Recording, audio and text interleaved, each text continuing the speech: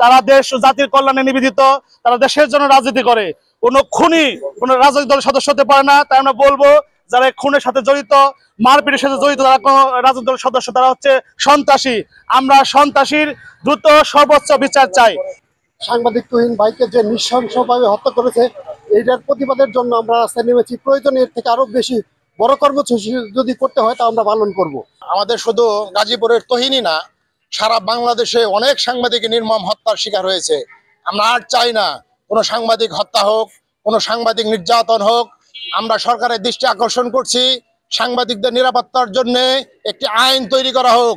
তুহিন ভাইকে নির্মমভাবে কুপিয়ে হত্যা করা হয়েছে।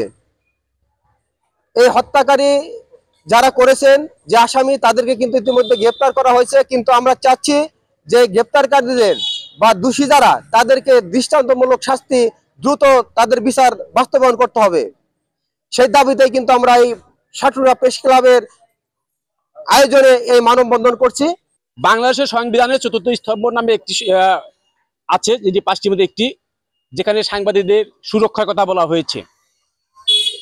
তো আমরা এখন দেখছি যে সাংবাদিকদের সুরক্ষা দূরের কথা, সাংবাদিকদের হত্যা করলেও তার বিচার হয় না এই দেশে। সেই বিচারের দাবিতে সারা বাংলাদেশে যত সাংবাদিক খুন করা হয়েছে, আহত হয়েছে, নিহত হয়েছে, তাদের বিচারের দাবিতে আজকে এই আমাদের মানববন্ধন।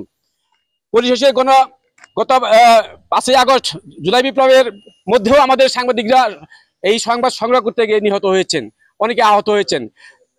সব বিচারের দাবি উঠছে, কিন্তু আমাদের এই সাংবাদিকদের হত্যার বিচার দাবি উঠছে না। কেন উঠছে না? আমরা সেই দাবি করছি, আজকে এই মানববন্ধনে দাবি করছি যে তাদের হত্যার বিচার দাবি আমরা করছি। তারা তো এমনি এমনি মারা যায়নি, তাদেরকেও গুলি করে মারা হয়েছে এই আন্দোলনের মধ্যে। তাদের বিচার আমি দাবি করছি।